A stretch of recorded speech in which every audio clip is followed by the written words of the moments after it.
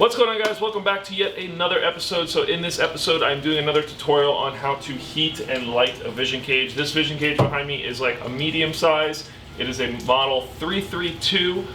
This is, on average, a lot of people do have this cage, so I kind of wanted to do, again, a couple different videos on how I do my vision cages. So if you guys at home have vision cages and want to do the same thing, you can. So we're going to jump into this video. Hopefully you guys enjoy it.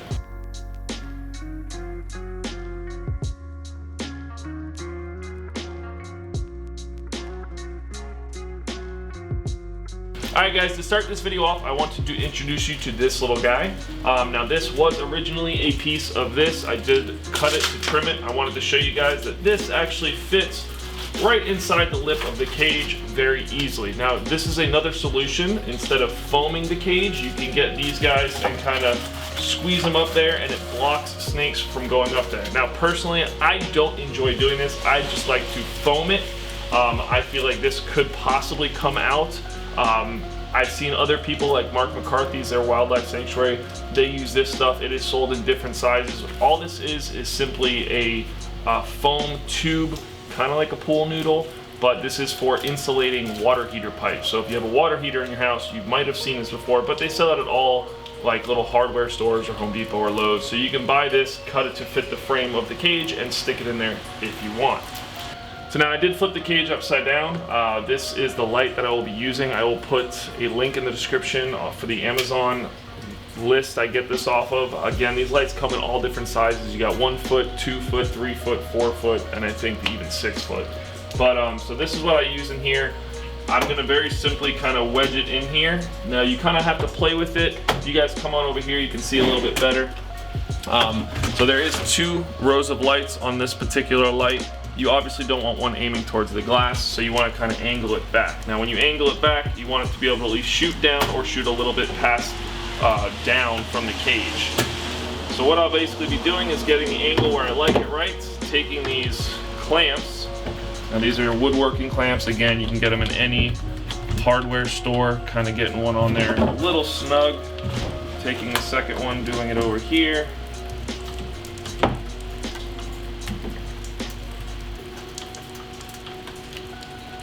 Alright, so once you kind of have them where you both want it, it's pretty simple. So the light is stuck in place, and now you can take your Great Stuff foam or silicone or whatever material you actually want to use to hold the light in place to then go ahead and work around it.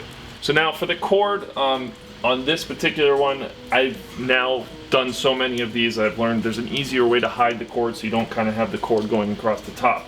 So as you see here, I have the cord kind of just laying here. So you can actually hide it behind the light. So I'm going to take this clamp off, take the cord, kind of fold it up underneath the light there, and then take the clamp and put the clamp back on. So now, when you foam it over here, the cord isn't out, and then when you go ahead and later I'll show you guys as we silicone this lip, you can then take the cord, drill a small hole right here, which again, you guys will see that here in a minute, and run the cord out. Makes it a lot easier. Good. Alright guys, so again, the foam I use is Great Stuff Pond and Stone. Again, I will put that in the description as well, so you guys can have the link for this. Amazon is the only place I've been able to find it. You can special order it from Home Depot, but it takes a lot longer to get than it does from Amazon. But I live by this stuff. I absolutely love it. So this is what we're going to be using to foam in the light. So now coming over here carefully, all you gotta simply do is start filling in those cracks and let the magic happen. You gotta be very careful to not hit the clamps, because if you hit the clamps, you're gonna knock off the light. It's gonna fall, and yeah, I've had that happen to me once or twice. Not very fun. So just make sure you're getting around the light very, very good, very well, whatever you wanna call it. Filling in on that top crack. This way no snakes can get behind it or in the lip. So now that that's foamed, we're gonna let that dry, and we'll be back in a little bit. Alright guys, so after the foam cured around the light, I went ahead and did the rest of the foam around the cage. The next part is pretty simple, just cutting the foam away. Again, with this stuff, you don't have to do that, but you could silicone this stuff in too. I just like the foam better, so again, that's what I do. So we're gonna go ahead and cut the foam away, and then we're gonna move on to the light process of this cage. Now, coming over to the electrical part of it, I didn't know I had so many professional electricians that actually watch my YouTube videos, so thank you guys for that. So in my last video I did on a smaller vision cage, I kind of used a beginner clamp or wire butt, whatever you want to call it, for it. And I didn't torch it, I didn't wrap it. I said, you know, you could wrap it up in electrical tape. And so many people commented on that video. So what I'm gonna do in this video is kind of move up to the next step. Sorry about all the cars in the background. But you also are gonna wanna drill. So what I'm basically doing is drilling basically a hole right here. This is where the wire is gonna come out. Just like that. Then I can take this wire, stick it through here, boom. And now you can work on the wire outside of the cage. It's a lot easier.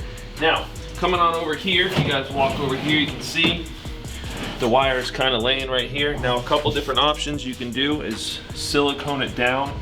It's a little difficult to do that sometimes. Something else I've also done is taken a smaller drill bit, put 2 holes next to it, and actually zip tie with a tiny little zip tie the cord to the top of the cage. You guys will probably see that in the next video. This one, I'm just gonna simply silicone it down so it's in place. I don't have to worry about a zip tie, but we're gonna do that after we do some fun electrical work. So I'm gonna get these wires ready. If you guys would like to see this process, go ahead and click the link up top here. This is the last video I did doing one of these cages. I'm gonna get it ready, and then when I'm ready to put the wires together, then we're gonna start filming again. All right guys, so again, in my last video, I showed you a different butt connector type. This one is actually like a heat shrink butt connector. I prefer these. This is pretty much what I use on every single cage. Again, I just showed the other one to kind of show different butt connectors. So this one, you can see the fatter end here will actually melt when you take a torch to it. So what we're going to be doing, oh, the dogs are behind me. So what we're gonna be doing is clamping this onto the wire. Again, simple clamp tool for the butt connectors. You can get them at any hardware store. So basically what you do, slide the wire in, clamp it on there, make sure it's nice and tight.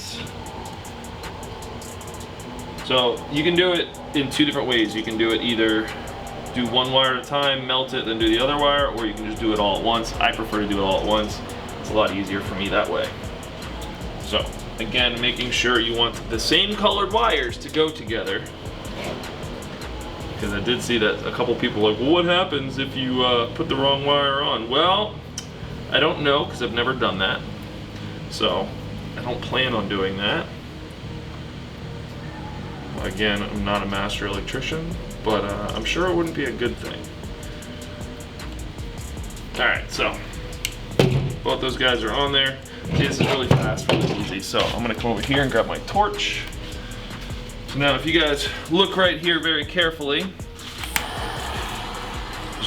now you can do this with a lighter too, if you don't by chance have a torch, but again, I do this on a mass level, so I have a torch to make it easier. But I'm just simply melting this. I wouldn't suggest doing this inside either, because it is melting plastic, it does stink. So if you look right here, now the butt connectors are melted to the wires, so they're a little bit more secure and waterproof as well. So next, we're gonna be siliconing the light in place. This is an extra precaution that I particularly like to do, especially for keeping cobras in these cages, because cobras will still try to wedge behind the lights. All right, so here you can kind of see, I know it's very dark, I'm sorry, but you can kind of see the silicone there. It doesn't have to be beautiful. You're never gonna see it again after you put it in. Yes, there's a gap there because it's very hard to get the silicone past this lip here. Coming on over here, see the cord is all silicone down. Again, doesn't have to be beautiful, you're not gonna see it. So it's pretty simple to do it, but now that this is done, we're gonna go put the cage inside the snake room. We're gonna set it up and we're gonna talk about heat. I prefer to use the deep domes with this particular model just because it's a lot easier and you can use bigger light bulbs in them. So now, knowing your reptile that you're gonna put in there is obviously a key fact. You could, use a 75 watt heat bulb, which would be for like a desert-esque species. I prefer to use the 25 watt heat bulbs just because The distance in this particular cage is like 11.5 inches, I believe. If you want to use UVB, you can use the UVB. You know, Zoom Ed makes a 10.0 and also a 5.0. I prefer to use the 5.0, but stores out of them, so the 10.0 it is. Doesn't really make that much of a difference, but you know your spectrum of how many inches that light is sitting off the floor, and also make sure you test it before putting the reptile in there with a heat gun. You can pick them up in hardware stores for, I think, like under 10 bucks. They're relatively easy, and they're kind of cool because they look like a laser pointer. You could literally point it at anything, and yeah, it goes all the way across the room. So currently right now I am 92 degrees. Boom. So that's gonna be it for this video, guys. Hopefully you enjoyed this quick little tutorial. Yeah, this is for future people. Even if you don't like it, you can still hit the thumbs up. See you guys in the next one. Bye.